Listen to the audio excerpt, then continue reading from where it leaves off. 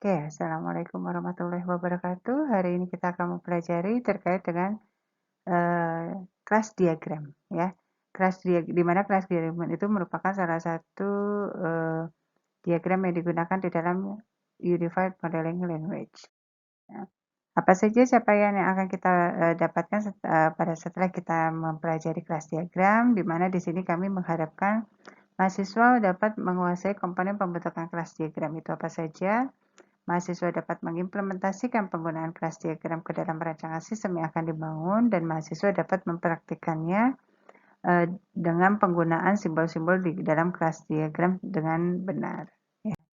Nah, di dalam kelas diagram itu adalah merupakan sebuah spesifikasi yang jika diinstansiasi akan menghasilkan sebuah objek dan merupakan inti dari pengembangan dan desain berorientasi objek.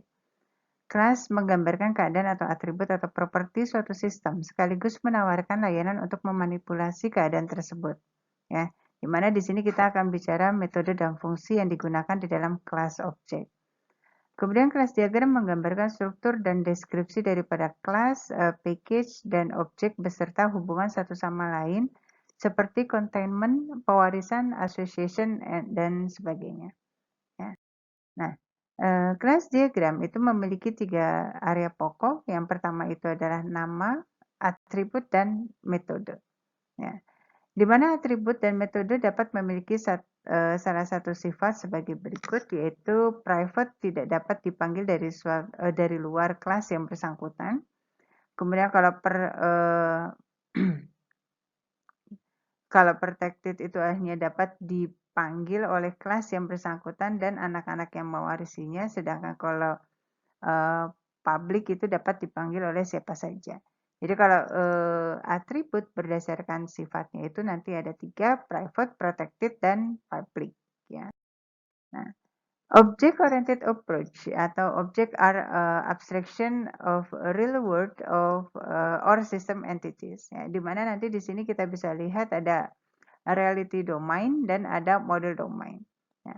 Pada saat kita bicara reality domain itu kita bisa menggambarkan di sini ada bis gitu ya.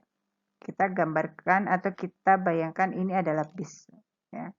Di mana apa saja sih model yang kita butuhkan gitu ya. Modelnya itu nanti seperti apa sih? Pada saat kita ingin menjelaskan atau mendeskripsikan bis itu terdiri dari apa saja, gitu ya.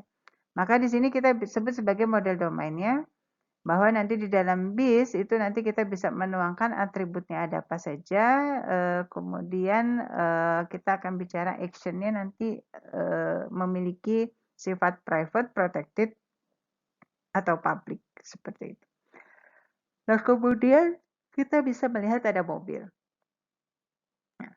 Mobil pun juga memiliki model domain yang sama ya dengan bis ya. Maka di sini kita sebut ada mobil ya. Kemudian ketika si bis dan si mobil ini kita mau menjadikan sebagai satu domain, yaitu dia masuk ke dalam vehicle gitu ya. Dia masuk ke dalam vehicle. Nah, berbeda dengan reality domain seperti gambar ini ya, tempat minum gitu ya, atau cangkir atau cup coffee gitu ya. Dimana nanti di sini pada saat kita ingin menggambarkan atau mendeskrip daripada model ini gitu ya, model tempat apa namanya kopi gitu ya, tempat kopi di sini, maka kita hanya bicara cup di sini. Dia termasuk jenis dia masuk dalam objek cup, di mana objek cup ini tidak bisa kita hubungkan dengan objek yang lainnya yaitu vehicle karena cup tidak memiliki vehicle, berbeda dengan bis dan car. Kalau bis dan car dia masing-masing punya vehicle yang berbeda yang kemudian kita bisa jadikan satu domain yaitu domain vehicle dari kendaraan roda 4 misalkan seperti itu. Nah, kemudian object oriented approach ya. Di mana yang dimaksud dengan objek di sini adalah merupakan gambaran dari entity baik dunia nyata ataupun konsep dengan batasan-batasan dan pengertian yang tepat. Objek bisa mewakili sesuatu yang nyata dan seperti komputer, mobil, dan sebagainya. Objek juga dapat berupa konsep seperti proses kimia, transaksi bank, permintaan, pembelian, dan sebagainya. Setelah itu, objek juga dalam sistem memiliki 3 karakteristik, yaitu state, status, behavior, sifat, dan identitas dari objek itu sendiri. Nah, jadi pada saat kita ingin membayangkan tadi gitu ya, ada mobil, kemudian atau ada bis, itu adalah objek ya. Di mana objek bis itu akan memiliki hampir sama dengan objek mobil ya. Karena masing-masing objek tadi itu memiliki kesamaan, yaitu memiliki mesin ya. Di mana mesinnya pun juga tinggal spesifikasi dari setiap mesin yang dimiliki bis dan mobil ini nantinya akan berbeda, yang nanti akan dijadikan sebagai acuan kita melakukan identifikasi dari objek yang kita create tadi ya, seperti itu. Nah, ini contoh ya terkait dengan kelas gitu ya.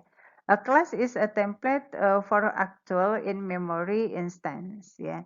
Jadi kalau kita gambarkan ya ada produk, sebuah produk di mana kita ingin tahu lebih lanjut produk ini tentang apa, produk ini jenisnya seperti apa, dan produk ini harganya berapa. Maka bisa kita buat di sini ya atributnya. Ya, atributnya ini kita bicara ada serial number sebagai identity daripada objek yang akan kita create di sini, kemudian ada nama objeknya dan ada harga daripada objek produk tadi. Nah, kemudian dia akan memiliki operation bisa untuk dibeli dan ditampilkan. Ya. Nah, kemudian nanti di sini produk itu adalah class name-nya, nama daripada kelasnya, sedangkan serial number, name and price itu adalah merupakan atributnya, dan fungsi display itu adalah operation yang akan kita embeddedkan ke dalam objek class produk. Class diagram format and association, di sini bisa kita lihat ada class name, attribute, and operation atau method. Di mana setiap antar kelas yang satu dengan kelas yang lainnya itu bisa kita hubungkan dengan association name, di mana nanti setiap association ini akan memiliki keterhubungan ya atau multiplicity yang kita sebut sebagai one and only one gitu ya, keterhubungan atau yang kita sebut yang dikenal dengan istilah derajat cardinality. Kemudian ada none or more, artinya ada kalau non itu berarti tidak ada, minimal tidak ada atau lebih dari satu hubungan antara kelas yang satu dengan kelas yang lainnya. Kemudian ada one or more, berarti minimal satu ya, ada hubungan antara kelas yang satu dengan kelas yang lainnya. Kemudian nol or one itu artinya tidak ada atau ada satu ya hubungan antara kelas yang satu dengan kelas yang lainnya. Ya. Di sini bisa kita lihat penggambarannya. Jadi nanti kalau misalkan kalian menggambarkan class diagram itu harus ada ya yang namanya derajat cardinality-nya, keterhubungan antara kelas yang satu dengan kelas yang lainnya. Kemudian di sini ada relationship of class, itu bisa kita lihat there are three type of relationship ya. Is a generalization, realization, inheritance, kemudian has a association, others association, dependency. Nah, di sini association atau aggregation, composition ya. Ini ada simbolnya, kemudian ada aggregation, one of association, ada composition, one or association, ada generalization, realization, and dependency. Nah, jadi ketika kita ingin menggambarkan keterhubungan antara kelas yang satu dengan kelas yang lain, kalian harus perhatikan nih ya, perhatikan association yang digunakan ya, berikut fungsinya. Nah, multiplicity of class. Jadi yang dimaksud dengan multiplicity of class itu tadi sudah disampaikan adalah suatu titik association angka yang adalah angka kemungkinan bagian dari hubungan kelas dengan single instance ya atau bagian pada titik yang lain. Multiplicity berupa single number atau angka tunggal atau range number, angka batasan ya. Jadi kita ingin memperlihatkan keterhubungan setiap kelasnya itu seperti apa gitu ya. Pada contoh hanya bisa atau customer untuk setiap order, tapi satu customer hanya bisa memiliki beberapa order. Itu contoh sederhana. Nah, pada saat kita ingin melakukan pembuatan kelas, itu kita juga tidak terlepas dari use case yang kita gunakan. Jadi use case itu juga sudah bisa memberikan informasi terkait dengan kelas objek yang akan dihasilkan gitu ya. Nah, di sini bisa kita lihat gitu ya, ada kategori objek, ya ada objek fisik, ada transaksi, ada bukti yang terlibat pada transaksi, ada perannya, ada pirantinya, ada prosesnya, ada katalog. Kemudian nama objeknya itu adalah mesin ATM atau ATM card, kemudian ada konsep withdrawal atau transfer. Kemudian kalau perannya itu ada user pemegang kartu ATM, ada ATM, kemudian pirantinya itu adalah ATM komputer, kemudian prosesnya itu adalah proses penarikan gitu ya. Ya, atau update daftar account yang dimiliki oleh user.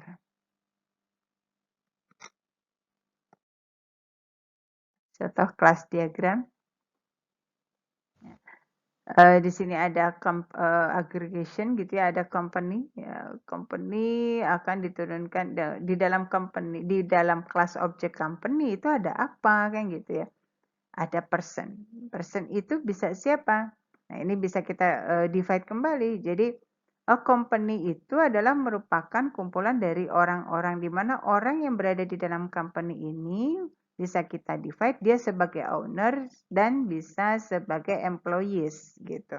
Nah, person sebagai owner itu pasti akan memiliki hak yang berbeda dengan employees ya, sehingga nanti bisa kita sebut sebagai aggregation ya di sini.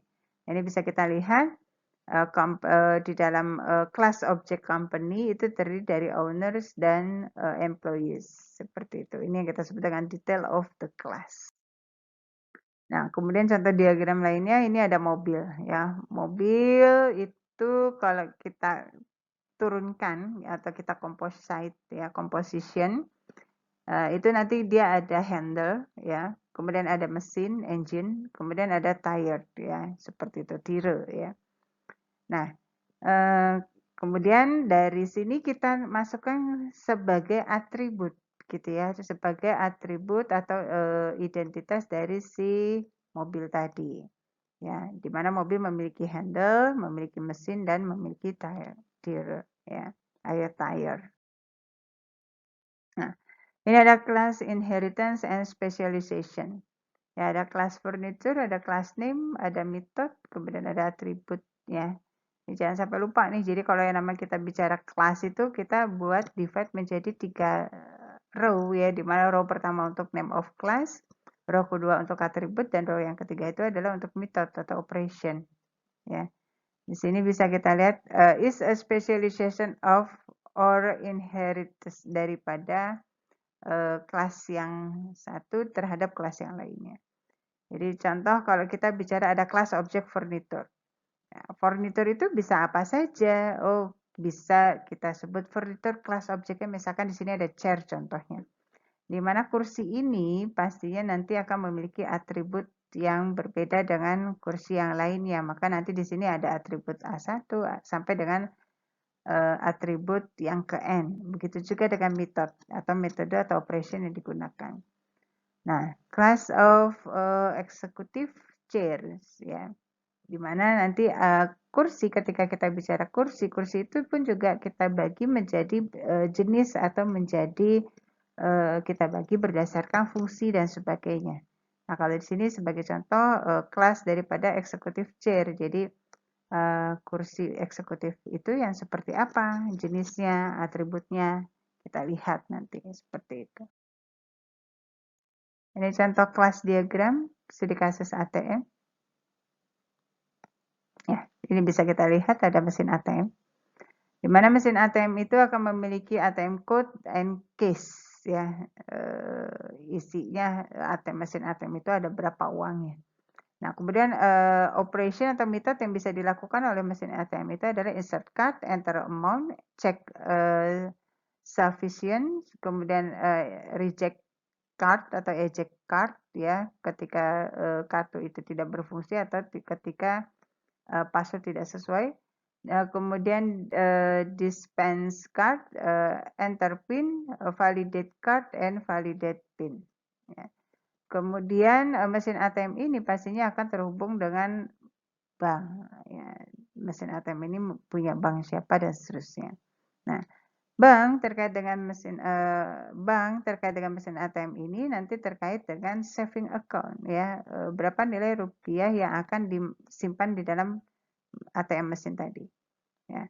Kemudian mesin ATM itu akan terjadi transaction ya. Transaction yang dilakukan di sini ada transaction withdrawal dan transaction transfer misalkan. Kemudian dari sini saving account ini akan berhubungan dengan ATM card ya, card ID dan PIN yang bisa di-capture oleh seorang nasabah. Contoh kelas diagram pembelian. Ya. Nah, ini ada customer, ada order, ada payment. Ya. Customer melakukan order. Ya. Satu customer melakukan order atau satu customer tidak melakukan order sama sekali. Itu makanya disebut dengan 0 titik-titik bintang. Tapi satu customer bisa melakukan order lebih dari satu kali atau lebih dari satu. Ya. Jadi di sini minimalnya itu adalah 0. Ada customer, kalau 0 itu berarti customer tidak melakukan order sama sekali. Nah, kalau bintang berarti customer bisa melakukan lebih dari satu transaksi pemesanan. Ya, kemudian berdasarkan data order ini terjadi transaction pembayaran yaitu payment. Ya. Pada saat terjadi transaksi payment ini ada generalization. Generalization itu adalah pada saat proses pembayaran si customer itu menggunakan apa? Ya, pada saat transaksi pembayaran apakah dia menggunakan kartu kredit atau secara cash atau menggunakan cek. Seperti itu. Nah, kemudian ada order, kemudian ada detail order, ya, di mana detail order ini adalah turunan atau inheritance daripada class object order yang ingin mendetailkan berapa jumlah produk yang akan dipesan, ya, terkait dengan detailnya. Di sini ada quantity dan ada tax status, ya, pajak, ya, status pajak. Kemudian dari order detail itu nanti akan ada item. Item di sini adalah terkait dengan produk yang dipesan ya. Nanti di sini ada shipping weight ya, berat daripada pemesanan yang telah dilakukan dan deskripsi yang diberikan.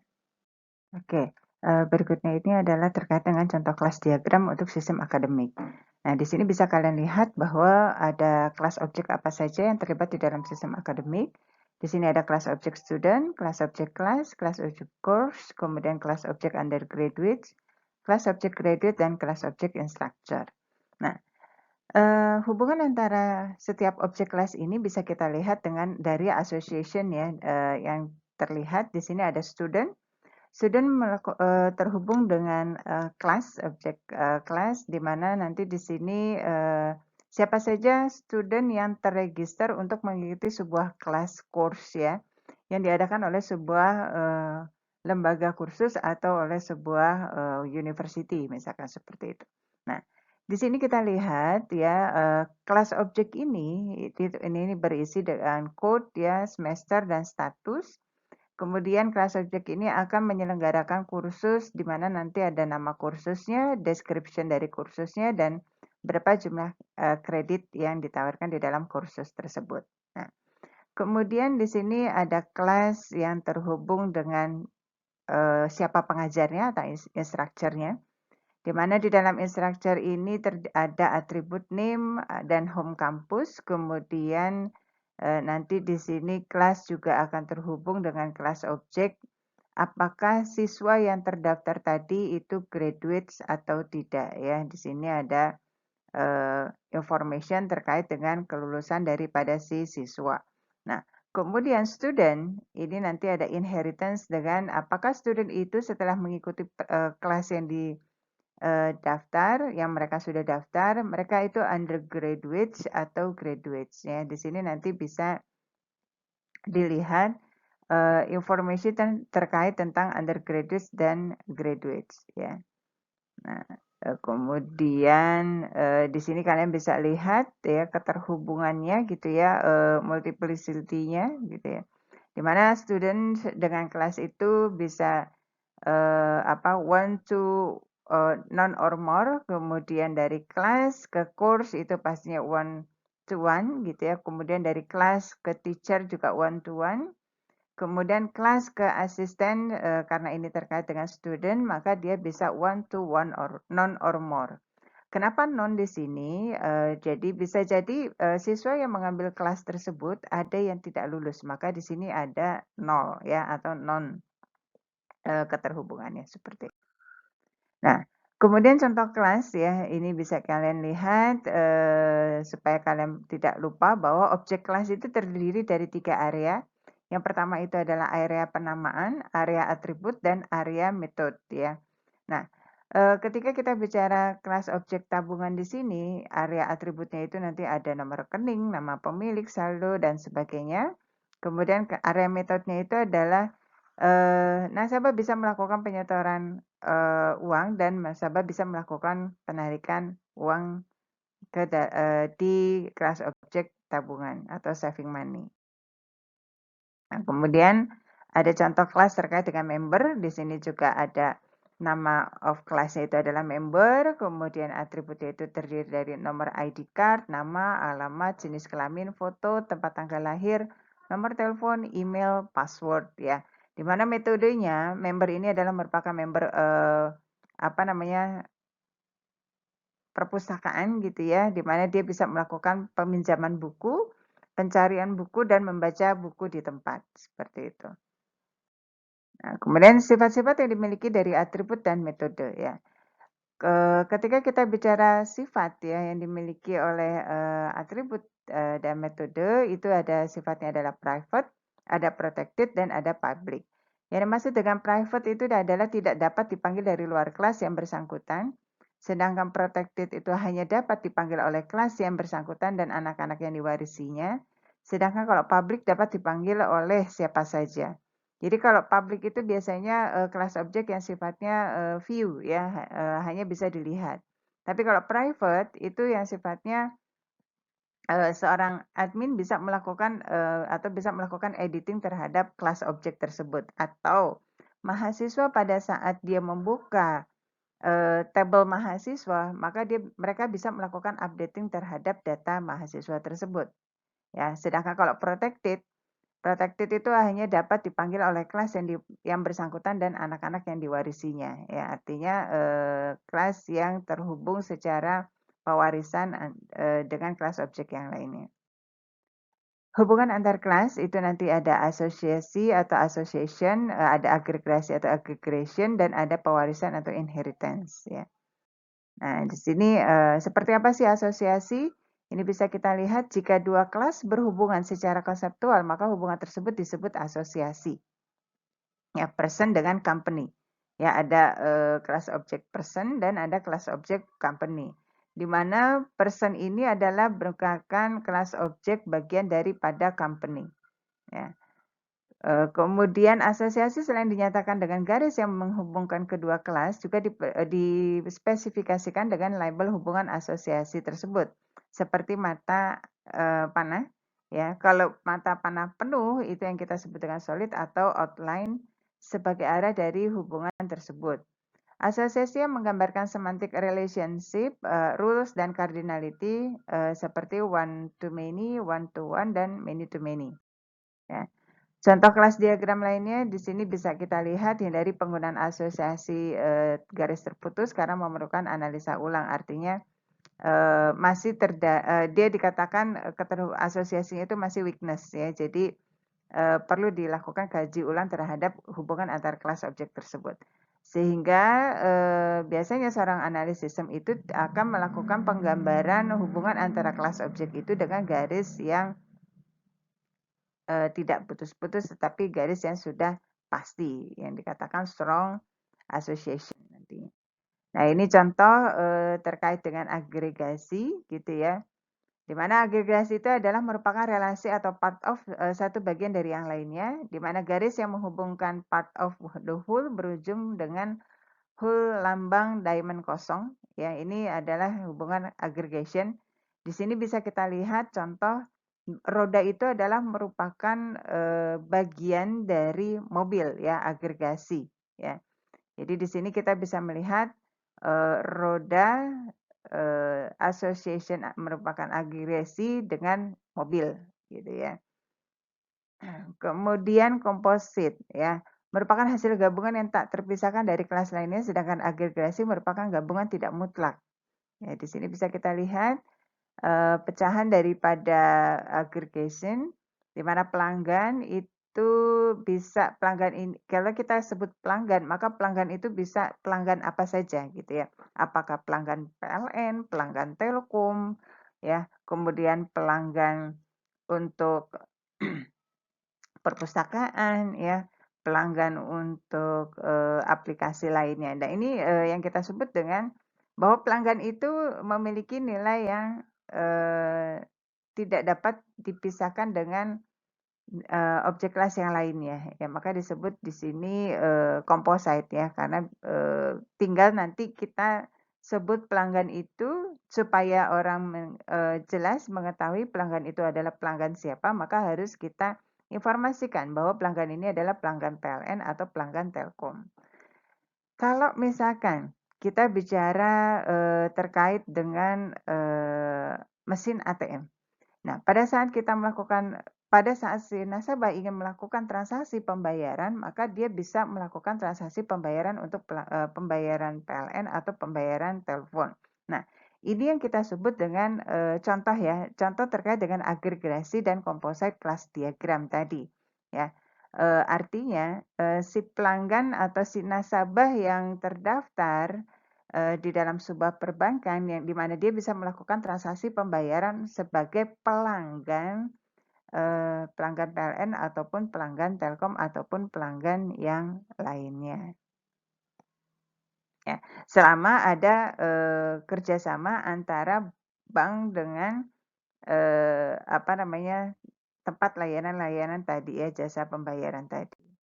Nah, kemudian ada pewarisan atau yang kita kenal dengan inheritance, menggambarkan hubungan generalisasi atau spesialisasi ya. Satu kelas atau child class atau subkelas dapat menginherit atribut-atribut dan operasi-operasi dari kelas lainnya seperti parent class atau superclass. Generalisasi merupakan hubungan antar kelas yang khusus ke yang umum.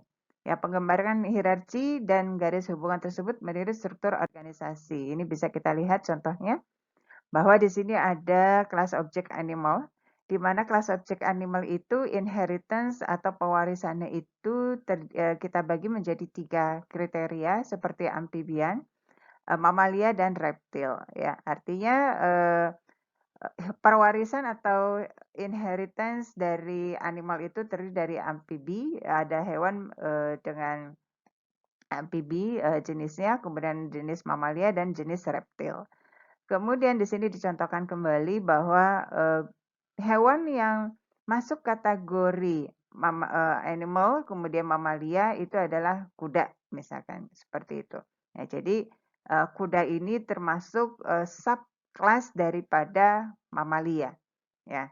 Kalau misalkan kita pecah lagi mamalia, apakah cuma horse kan tidak juga ya. Jadi bisa ada sapi, bisa ada kambing dan seterusnya, itu yang kita sebut dengan apa namanya inheritance daripada objek kelas pendahulunya ya, atau induk kelas atau parent kelas. Nah, kemudian contoh kelas diagram di sini ini kita bicara terkait tentang perpustakaan, di mana pustakawan ya, pustakawan itu adalah orang yang bekerja di dalam perpustakaan, di mana pustakawan ini akan mengurusi buku ya, kemudian dia akan mendata data pengunjung, kemudian pustakawan ini akan melakukan interaksi dengan member, member akan melakukan transaksi peminjaman buku, dan buku dengan pengunjung itu dicari ya, kemudian pustakawan mengakses data. Nah, Kondisi kalau kita melihat seperti ini adalah penggambaran kelas diagram yang masih manual ya pengerjaannya. Kenapa? Karena di sini bisa kita lihat semua aktivitas itu dikerjakan oleh si pustakawan. Ya, di mana pustakawan mengurusi buku, pustakawan berinteraksi dengan member, pustakawan mendaftarkan data pengunjung, kemudian member mencari buku, ya, dan baru pustakawan mengakses data-data terkait dengan kegiatan aktivitas yang dilakukan oleh si pustakawan untuk memberikan layanan kepada pengunjung maupun member, seperti itu. Nah, Oke, jadi itu tadi semua terkait dengan kelas diagram, mudah-mudahan kalian sudah bisa memahami apa itu, kelas diagram dan bagaimana penerapan atau penggunaan kelas diagram untuk kita menggambarkan keterhubungan antara kelas objek yang satu dengan kelas objek yang lainnya. Dimana kalau kita bicara kelas diagram ini kalian harus pastikan, harus ingat bahwa ini terkait dengan, file atau tabel yang dihasilkan dari activity diagram, ya. Oke, terima kasih. Lebih kurangnya saya mohon maaf. Wabillahi taufiq wal hidayah. Wassalamualaikum warahmatullahi wabarakatuh. Jangan lupa pesan saya, never forget to do something new in your life. Always learning as long as you live. Do what you write what you do, and never forget to always grow anytime and every day. Ya, make yourself proud of you, special your parents. Remember about this. Okay, thank you.